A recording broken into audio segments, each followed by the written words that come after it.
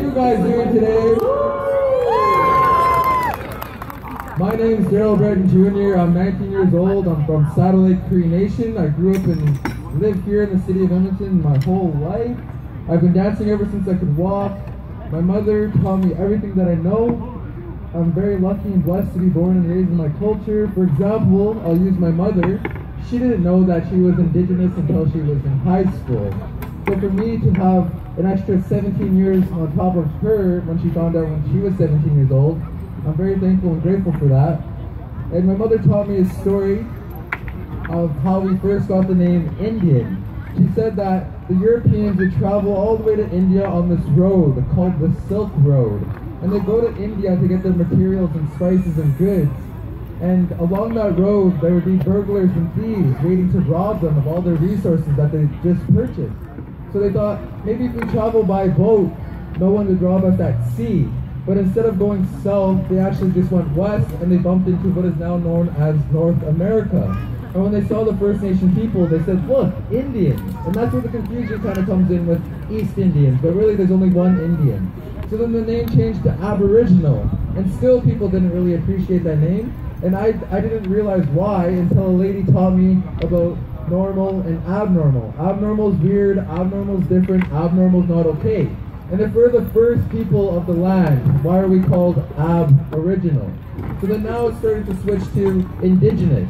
And within the word Indigenous, there is three different, I guess you could say, categories. There's the First Nation, Métis, and Inuit people. The First Nation people are the Cree, Blackfoot, Dene, Saulteaux, Ojibwe, Nakota Sioux, Lakota, Nakota, Dakota, all the different tribes. The Métis people, they have a mother or father that's non-Indigenous. At the time it was the Europeans, but nowadays you could be Jamaican, Ukrainian, Asian, doesn't matter, as long as you're non-Indigenous and you come together and you create that Métis bloodline. And the Métis flag is a blue flag and it has a white infinity 8 symbol. And they say that's the First Nation people and the European people coming together and creating that Métis blood. And the last category is the Inuit. Right there's the Métis flag. So that's the Métis flag, and it symbolizes the people coming together. And the last category is the Inuit people. One of the performers in Winnipeg, she's a throat singer, she taught me that in her language, in Nukatut and everything along those lines, that they're not First Nation or Métis.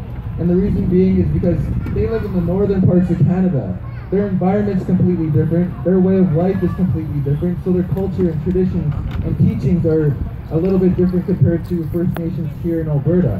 So that's why the Inuit people have their own category. So I just wanted to get that out of the air because there's so many different labels, because they want to kind of make us lost and confused and pretend that we don't, and treat us like we don't know what we're doing. That's why they give us so many different labels. So now it's Indigenous, and within Indigenous there's First Nation, Métis, and Inuit. So without further ado, I'm going to share another story with you guys about the flute. So my mother taught me how to play the flute as well as dance, and she told me a story she told me to imagine over 3,000 years ago, long before there was buildings, long before there was technology and cell phones, long before there was Fortnite, for those of you that play that video game. And we actually had to work for our food. We had to go out and hunt. Today there's still some hunters, but not as many.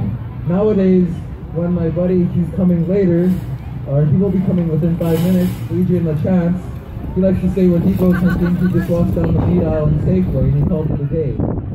But a long, long time ago, we had to work for our food. So there was a group of hunters, and they traveled further and further than they ever have before.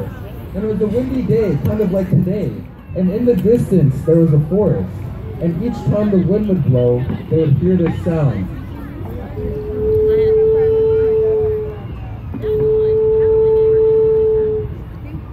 Keep in mind, they lived and survived off Mother Earth, so they knew what all the four-legged and the birds sounded like. They never heard that sound before, so they're very curious, and they went into the forest, and the deeper they went, that sound would be right there following them.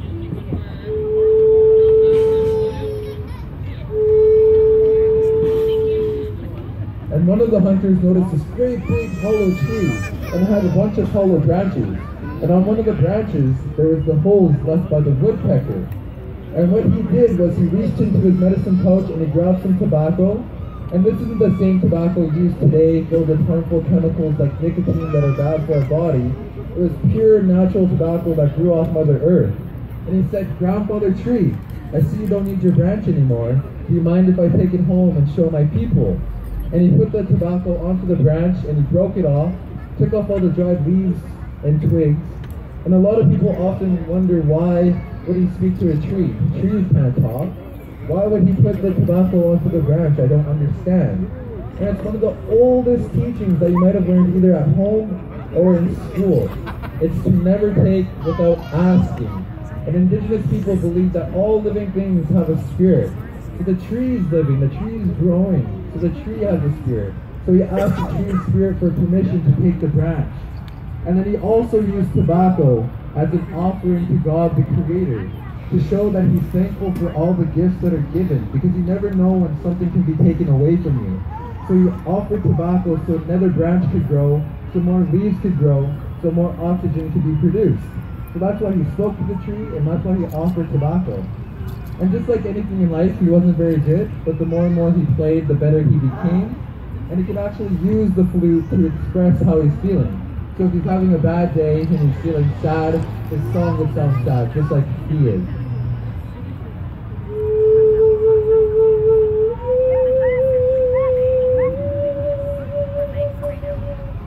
Or, if he's having a good day and he's happy, his song will sound a little bit more upbeat.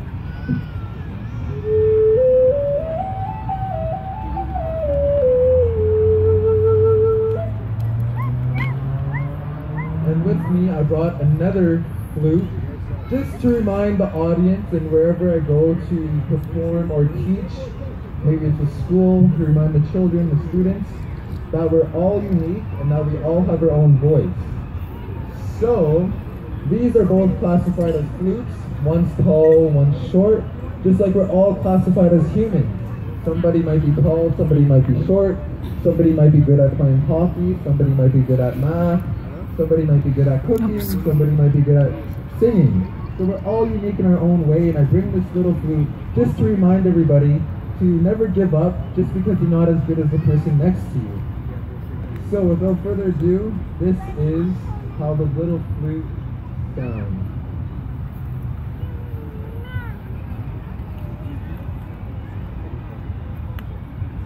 Just have to make sure it's on tight.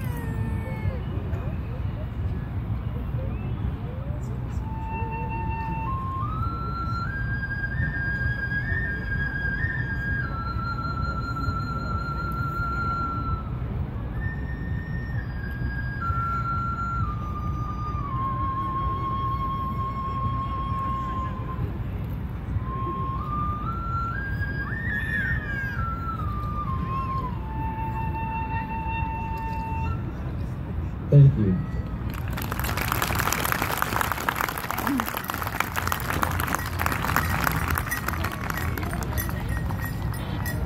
Good afternoon, ladies and gentlemen.